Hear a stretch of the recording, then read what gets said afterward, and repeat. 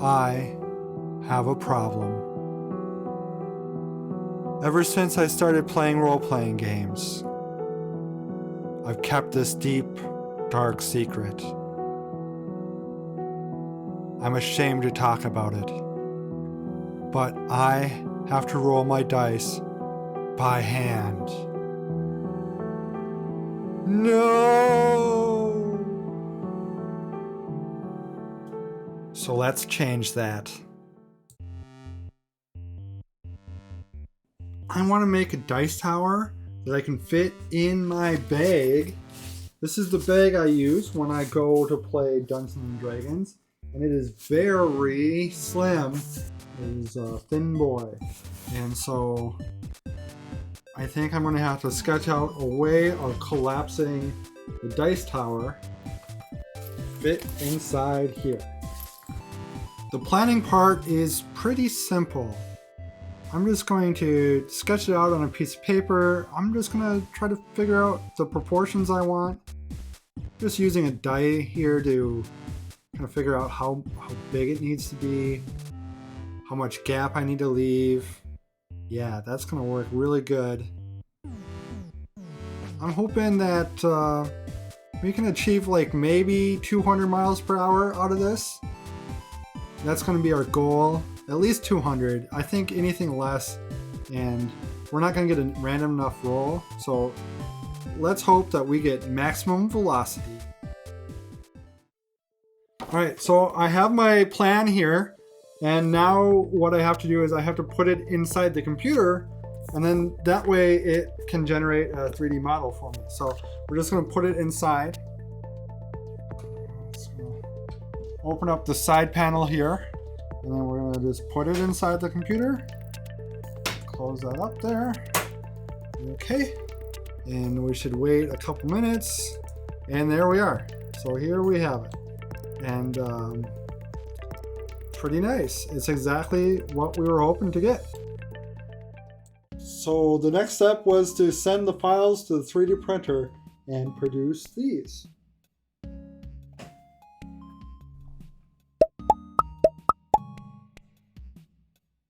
Okay, let's see if these work.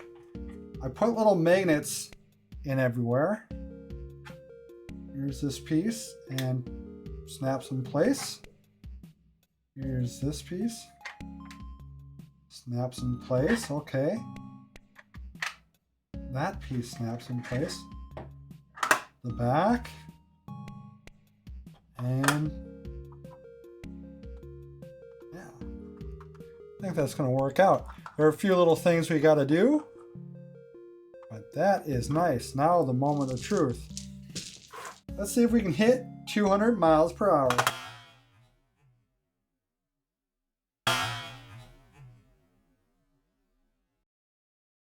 Nice. All right, so now I have this dice tower that can just collapse into nothing. That's pretty sweet.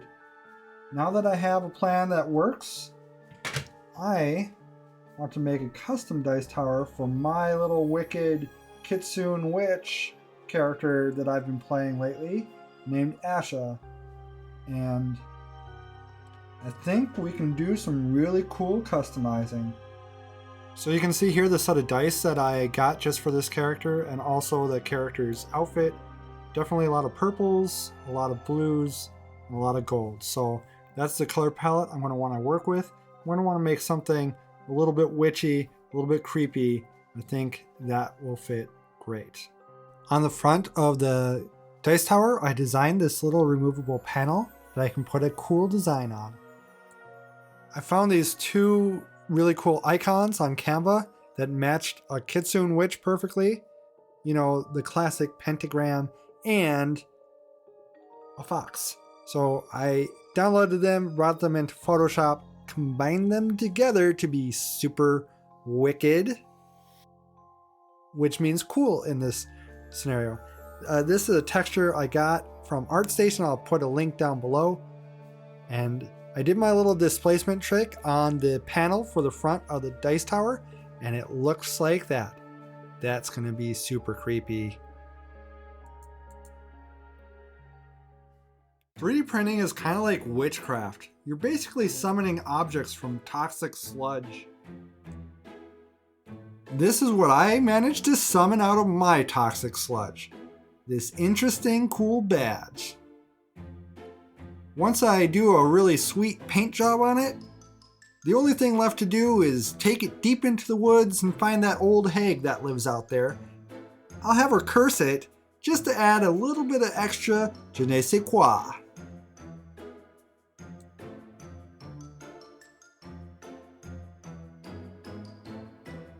The final step is to take all the pieces and add magnets to them. All it takes is a little dab of super glue and the magnets slide right in and they stay put. The whole time I'm doing this, I'm checking the polarity to make sure I get them all lined up correctly. When you remove the supports from inside the holes, make sure that you wear proper safety gear. And also when you're dealing with cursed objects like this, it's also a good idea to draw a salt circle around yourself before you start any work.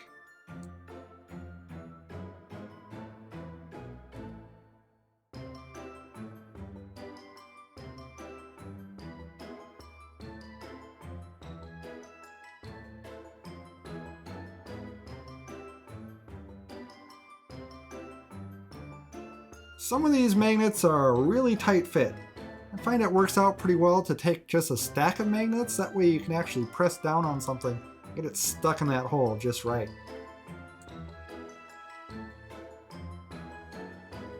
And then we summoned our final product. It looks like it matches everything just right.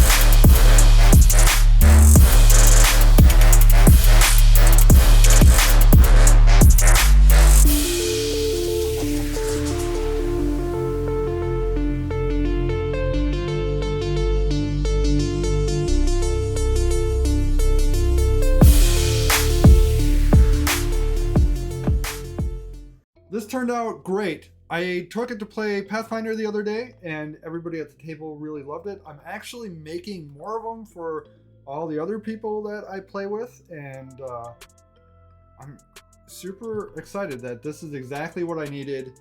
It's so easy to transport. I can just stick it in my bag. No worries there. But if you want the 3D files for this, I'll put them on my Gumroad. I will put some of the badges that I designed as well up there. And then I'll also include a Blender file so you can add your own artwork to it, because that's a little bit tricky. You'll have to watch my other video on actually dice making, where I cover how to do a displacement modifier to make the badge there. If you want any of the filaments that I use, like this blue and pink filament, I'll put a link in the description below. Amazon affiliate links to all the filaments I use, all the resin I used, the machines I used, everything I used will be linked down below, even the magnets. So I know people ask where to get magnets from, and I just get them from Amazon. So, all right, so if you like this video and if you want to see more videos where I make arts and crafts for tabletop gaming, whether it be things like dice towers, I make deck boxes, I make all sorts of things, dice. If you want to see more videos like that, make sure you like and subscribe. It means a lot to me. Dudes, dudettes, duderinos. We'll see you, duderinos, on the other side.